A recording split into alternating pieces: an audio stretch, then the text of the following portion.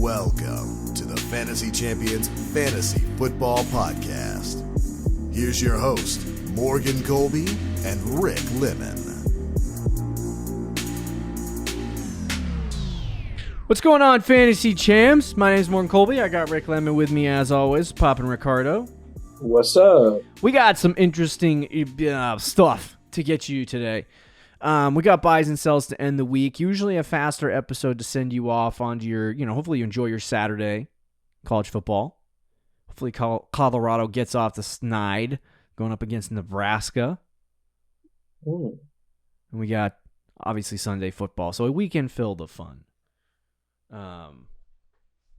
Check 1 2. Can you hear me? Check, Rick? check, check. Oh, there we go. All right. All of a sudden there was like a buzz in my headset and then it stopped and I'm like, oh, that's good. That's good. Somebody turned off. Anyway, so yeah, we got buys and sells for fantasy football this week, and this is mainly, to help team building and team structuring as you go forward into your fantasy season. You can build your team obviously through the draft. You can build your team through trades. You can build your team through the waiver wire. We try to help you through each one of those every week. If you have questions pertaining to that, leave them in the comments. Before we jump into our buys and sells, check our website, fantasychampions.com. Follow us on Twitter, Instagram, Facebook, TikTok. If you're listening to Apple Podcasts, Spotify, Stitcher, or any other podcasting platforms, please leave a review and share this pod with your friends. If you're watching on YouTube, subscribe, click the button for notifications, and also, like I said, comment down below. Can't say it enough. So week 4, buys and sells, trade targets, all that good stuff. We're going to get it to you in 1 second. How you feeling about this weekend, Rick? I don't know, man. I don't know.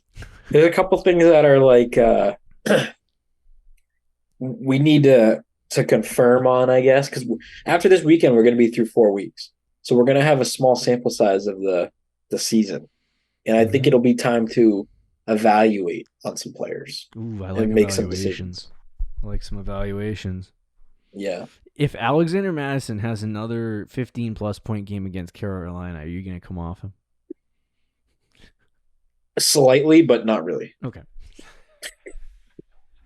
Well, let's jump into our buys and sells and talk about what we can do for trades this week. All right, number 1 on this list is Ramondre Stevenson, who was drafted, I believe, as a top 12 running back. Is that correct, Amundo? I think he was. He was like 12, 13. Yeah. He was somewhere in that range. So far on the season, Ramondre Stevenson has kind of started off up and down. And, game 1, he had 14 fantasy points, but mostly due to pass catching. Week 2, he had 15 fantasy points, mostly due to a touchdown. And then he had 7 points against the Jets because he basically did neither.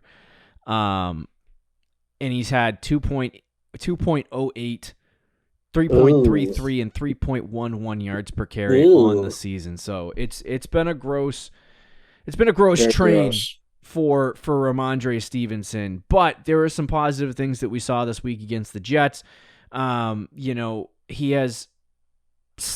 gotten slightly better running the ball, especially in the second half. The offensive line improved for the Patriots, so I think there's going to be some positive things coming for Ramondre Stevenson in the future. But if he continues to slide, it makes me nervous.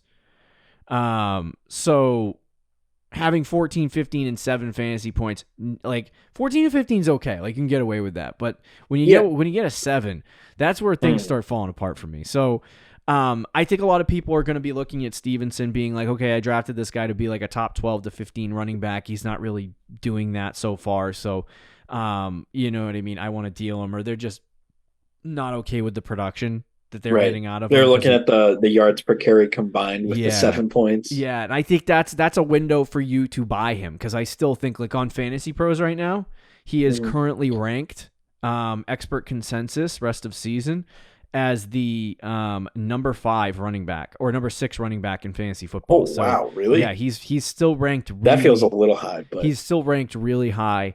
I would at least say still top 12. Yes, for sure. I would agree. I agree. I don't know that I would rank some of these guys. I would put Kenneth Walker ahead of him, definitely. But I think with the pass catching opportunity that he does get, If they start feeding him into that direction a little bit more, there's upside for him, but we just have to see what happens on a week-to-week basis. I would buy Ramondre on that, though. I think there's only positive things going forward for him. I don't think he's going to get worse than what he is right now. So I would buy Ramondre. Well, that's the biggest thing with Ramondre is he hasn't been good to start the year. He's been really inefficient. And he's still the RB16. So it's not like he's really bad. He's still that's kind of a high-end RB2, right, to start the year still. Yep. That 15-point-a-week kind of player. And I think that's what he is. And he just needs to become more efficient, which I think will happen. I don't think he's going to finish the year averaging 2.91 yards per carry. That's not going to happen. He's going to probably get that up to 4 yards a carry, which means he's going to have a couple big games here. And once he starts doing that, the buy window will be closed. I think he is a really solid running back still. He just hasn't played well to start the season. First 2 weeks, the offensive line had its real issues. This week against the Jets is a decent defense. Yeah. Dallas is a really good defense, but their weakness is rushing. The Cardinals ran for 200 yards on them. So we could see a big week from Ramondre this week to get him going. And I think he will. He's still the lead back there in New England. He's still the pass catching back, even though this week he only had 1 catch. He still had 4 targets. So I don't expect him to be elite. I don't think he's a top 5 running back like Fantasy Pro says. Yeah. But I still think he's a guy who can get you 15 points a week going forward and is a pretty good buy. Agreed. Number 2 for the buys is Calvin Ridley. And he currently on the expert consensus is ranked at 12 right now. And he has been also mid and a half on the season. He did have a really good week 1 that made me start sweating a little bit. Me too. I was like, ooh. Oh, I was like top 10 receiver. There it is. Instantly. After that, 5 and 7, and that just goes along kind of with what Jacksonville has been offensively for the first 3 weeks of the season. Not good. So obviously you want to see some improvements. You want to see some things go in a positive direction. He's still getting that target share. He's still getting the snap percentage. And I do think it might take a little bit for Jacksonville to kind of click, as it does for every team in the NFL. So I think as time goes along, the offense will get better. But Calvin Ridley has he has the ability to put up really, really big games. You know what I mean? On any given week. And the last 2 weeks have been really bad. But if he's still getting that target share, the chance of him having a really, really like an explosion week are very high. And to have one of those guys on your team that maybe gets you 7, 8, 9, 10 point games occasionally, but then blows up for a 20 to 30 point game, those are really, really valuable because they can help you win weeks. You know what I mean? So I think getting Calvin Ridley on your team is super important. He's not going to cost a lot right now. He's still considered the top 12 wide receiver in fantasy football by most people. So, and I would say he's probably top 12 to 14 for me. So I think Calvin Ridley is a guy that I'm targeting in trades this week if I need a wide receiver. Yeah, no, I agree. He's as you said, he's had the targets still. He just the last 2 weeks hasn't produced, and the whole Jaguars offense hasn't. The last 2 weeks the Jaguars have sucked. And I think we both agree that is probably not going to continue, especially at the level that it is. Mm-hmm. So I think Ridley's a great buy. He could have had a touchdown this week. He dropped one. And I think as long as he's getting the targets, he's still going to have those big weeks. I think a 24-point week is coming again for him, just like week 1. He's going to have these 20-plus point weeks. Now, he might have some bad weeks in there, but even I don't even know if we might have seen the worst from him because the 5-point week, he had 8 targets. So it's if he gets 8 targets again, and he consistently is getting 7, 8 targets, I don't see him getting 5 points again this season. So I think we've seen the worst of Ridley, and the best is kind of yet to come. So I'm buying on him.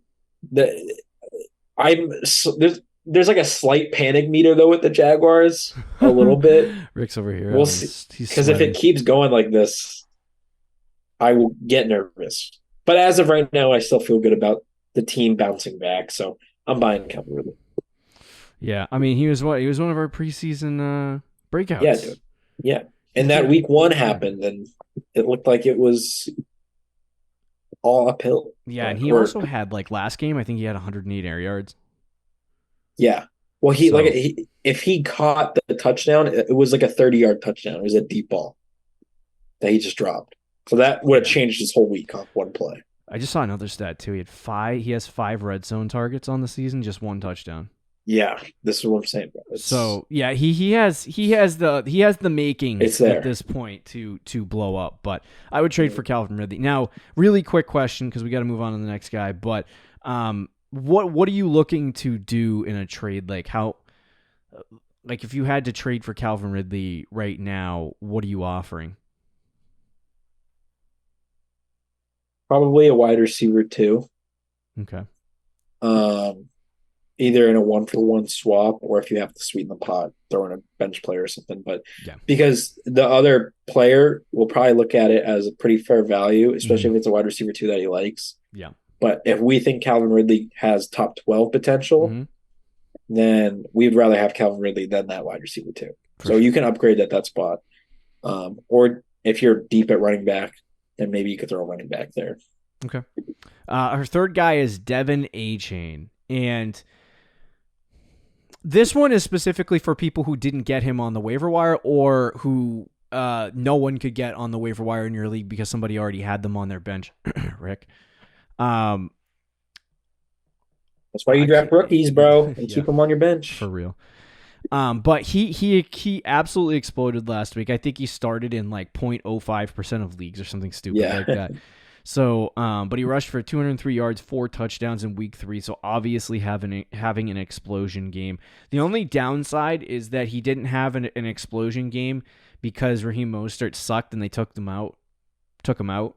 Raheem Mostert also had an explosion game. So Yeah. So that's a negative on that. Now, did you watch this whole game? I did not. I didn't have a chance to go back and watch it. So I'm curious to know, if you know, leave it in the comments, but what Devin Achane's involvement was early in the game before it got out of hand. He had 2 touchdowns in the first half, and he almost had 3. Oh, okay. All right. So there you go. But it was, I mean, he was splitting with Mostert. I just got some information. I looked up some information here and I got it. So apparently Achane led the team in carries in the first half. 10 versus Mostert 7. Okay. But Mostert got a superior pass catching role. So I don't love that. yeah, we'll have to see what happens. But That's interesting. I think after the week that A changes had too, they're gonna have to use him a good amount. Right.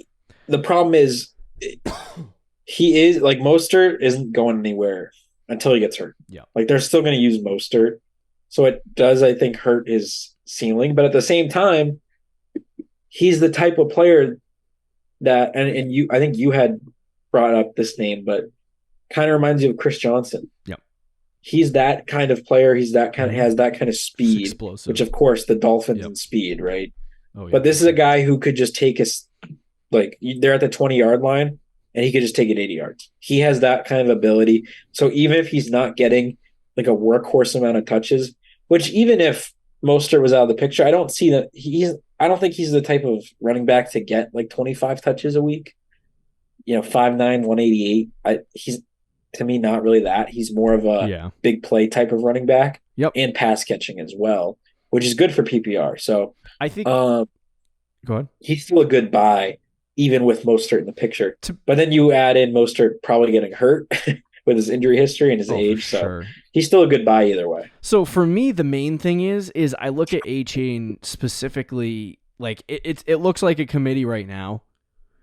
But at some point, I feel like he's going to, because he's so explosive, and especially what you saw in this game at times, because he's so explosive, there's a really good shot that he can overtake Raheem Mostert or Jeff Wilson as the season goes along, just based surely on talent. You know what I mean? Because he is that good and he is that fast. So you're already seeing it early, and that might be enough for the coaching staff to be like, okay, we need to get this guy on the field.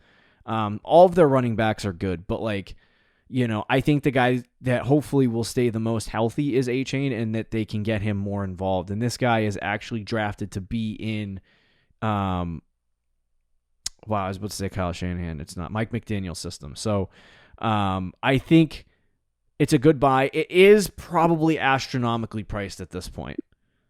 So you might need to wait a week.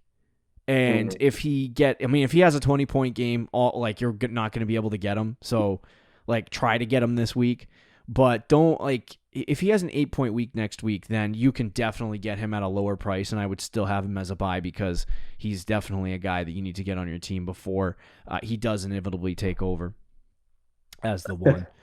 All right. Any more else on A-Chain? No, I think that's probably it. Okay, let's move to the sells. We got DJ Moore. The Bears are terrible. Yeah, they are.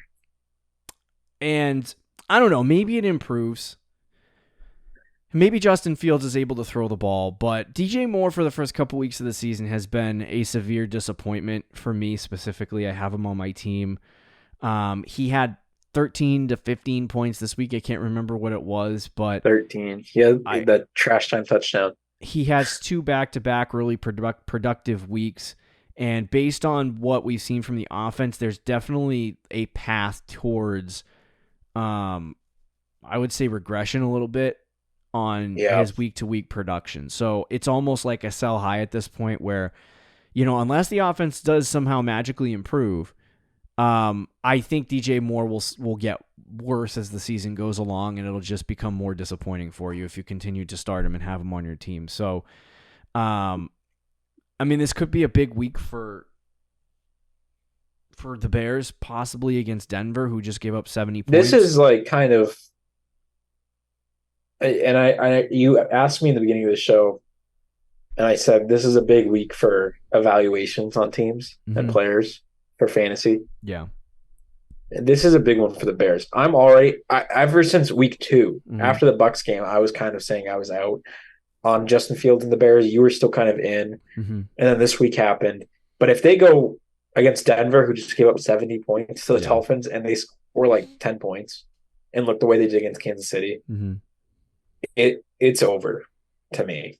So this is the big week. But I would agree with you. DJ Moore is just, how can you have confidence in him right now? And it's not, it's always this with DJ Moore. I feel bad for him, but it's not entirely his fault. But the Bears just suck right now. Fields is not good. The coaching is awful. Some of their play calls and designs have just not been good. Their offensive line can't hold up. So there's a lot of negative things going, and it's just hard to buy in to anyone on that Bears team. Yeah. And as you said, Moore's been good enough the last 2 weeks where you can sell him right now and probably get decent value. Yeah. The risk that you run against Denver, too, is they bounce back from being absolutely obliterated, and they show some pride and actually play okay. But they also have Patrick Surtain, so, there's some, who's going to be shadowing DJ Moore most likely the whole game. So it could be a tougher matchup than people think for him, but it was a tough matchup last year. Yeah. So for DJ Moore, it's just if you have an opportunity to sell him, which I did last week and I completely passed on it. And now I'm having regrets. But Rick's right. That 4-week mark we'll be able to analyze a little bit more here on no pun intended. A little bit on what the situation is for the Bears and if they suck. If they go out and have a really good week this week, then that might be enough for people to forgive. But they've just been so bad that it's all the fantasy assets I'm kind of nervous about. So same. Yeah. All right, let's move forward to the next sell, who also happens to be on my team. I don't think I drafted poorly. Yeah, I didn't love this pick though. Yeah, this pick. I like the DJ Moore pick. So Alexander Mattison, that's it. So I'm not down on Madison because I think there's a workhorse role for him. But Minnesota's fallen apart here 1 week at a time. They have 3 straight losses to start the season. They haven't been good. So there's some bad things going on for them, and the running game hasn't been great. So he had a good week this week, which I think is specifically what you can sell, right? For 2 weeks, he was not great, didn't produce well. This week, he went out and had a really good week. And I think what you're going to see for him is he's not going to be matchup dependent. He's going to be matchup dependent based on matchup. So like against good matchups, he's going to be a good start. Against bad matchups, he's going to be a guy that you're going to have to sit. And having that on your team is for me, it's like you're on the struggle bus, and I don't like that. So I would say take the opportunity to sell this game that he just had. He's Carolina this week's an easy matchup too, so you might get 2 straight weeks of that, which might make his value go up a little bit more. But take the week where he had a really good game, sell him based on that good game, and see if you can get something in return that makes sense. You go back to who one of our buys was on this list, Calvin Ridley. You might be able to package Alexander Mattison and another bench player to get a guy like Calvin Ridley. You know what I mean? Or like I might even risk it on Madison for, Madison, who's probably a floor play, to get a guy who has a massive ceiling, especially if he doesn't have a great game this week. He gets like 7-8 fantasy points in A-Chain to try to make an even swap. You know what I mean? And you might be able to pull that off, and that person would be like, oh, maybe I want a floor play at running back, and you get the explosion guy, and then he takes off and has a good season. So like it's an opportunity to sell this week for Madison. And then you also, I don't know, Rick would probably say that Cam Akers is coming, but I don't don't think Akers really going to do anything. Does anything too much. But the problem with Madison is he's so reliant on the volume. And I do think this week, you could maybe wait a week because Carolina's not great. And I could easily see a rushing touchdown this week. Kind of like what he did week 1, where he gets like 11 carries for 30-something yards, for 3 yards a carry, but he gets a touchdown. So it kind of makes up for it. I think we could see that this week against Carolina. I don't think he's a great running back, and he's no longer going to be the workhorse to me. I don't think Cam Akers is coming in and taking his job, because Cam Akers also sucks. But I do think he's going to have a slight role. And we're seeing Madison, for example, this week at 80% snap percentage, right? That's what he had against the Chargers. Yeah. And 76 in week 2 and 73 in week 1. So it's been going up. But with Akers there starting this week, I'll be interested to see what it's at. I think he's going to be more than Akers by a decent amount. Like I would see like maybe a 70-30, but I do think it starts going down. I don't think we're seeing an 80% snap percentage rest of the year. I definitely don't see 25 touches rest of the season. And for a guy who's not efficient, that's kind of a problem. So I would sell him too. But again, you could potentially wait a week, and he might get you 15, 16 points again this week. And then you sell him. Yeah, so it sucks I have 2 of these guys on my team. Maybe I can package them both together in one. Yeah, there you go. You probably could package them both for a pretty good player. And say, see you later. Bye. But anyway. Package them both for Ridley. Yeah. I doubt that would happen. I'm pretty sure the guy that has Ridley in our home league hates both of these players. So. And he's in love with Ridley. Yeah, and he's probably in love with Ridley. So let's move on to our third sell. Jerome Ford. So I have a couple of interesting things on Jerome Ford that I found astounding. So first off was that in the game, he had 10 carries for 18 yards. He only had 56% of the snaps, but he scored 2 touchdowns. So everyone was like, Jerome Ford had a good week. That is bad. Like efficiency wise, that's really bad. The other thing is the usage in the backfield. Ford was not the first person to touch the ball in the game. In fact, he wasn't the second or third guy to touch the ball. Hunt and Pierre Strong got carries before he did to start the game. So very weird usage. I mean, obviously he ended up getting more carries than anyone else. Yeah. But it was strange usage. The Browns also said that Kareem Hunt was on a pitch count to start the game. So I don't know what that means for his usage going forward, but Ford isn't good. And I think that's kind of the point that people need to understand is that against good matchups, he's going to have some opportunity and he's going to be good. And he's a good change of pace back. But he's not a workhorse running back like Nick Chubb was. And if he gets 18 carries, he's going to get 30 yards. You know what I mean? Like, it's just going to happen. He might be able to break off a big run like he did in the game he replaced Nick Chubb, which ended up saving his fantasy week, and everyone ran to the waiver wire and grabbed him. But this is why I was like, only dump like 45 to 50% of your waiver budget on him, because you have guys out there like Devin A-Chain who actually have upside, who actually are good football players and are going to probably break out. And that's the guy you should be wasting all of your waiver budget on, as opposed to Jerome Ford, who is going to end up disappointing you in the long run. So for me, I would sell Jerome Ford based on the 2-touchdown game he just had this week. See if you can get any takers on him. I don't know if you will. If the person's smart, they probably will look at that yards per carry and go, blech. But even like a game where everyone anticipated for him to be the main guy and he only got 56% of the snaps, like and Kareem Hunt's on a pitch count, like that's scary to me if you have Jerome Ford. So I would deal Jerome based on this information and sell him now, and try to get a player that is of equivalent value, regardless of whether it's a wide receiver or a running back, and just get that on your, because I would assume Ford probably is on your bench at this point, because he's picked up off the waiver wire, unless you're like, oh my God, I need a running back and you're starting him. But I would try to just get anything for him at this point. Yeah, I agree. I think the efficiency was really bad, but it was against the Titans, who have a great rush defense. But that said, I don't think he's a guy that like the expectations of him being Nick Chubb is just not going to happen. It's just not. Yeah. He's not a guy that's going to demand a lot of volume. He's not a guy that's going to be super efficient. And that the fantasy point totals have been really high the last 2 weeks, 24 and 19. He's a great sell because you can sell those 2 weeks. You can sell that he's the new RB1. But in reality, he's in a committee.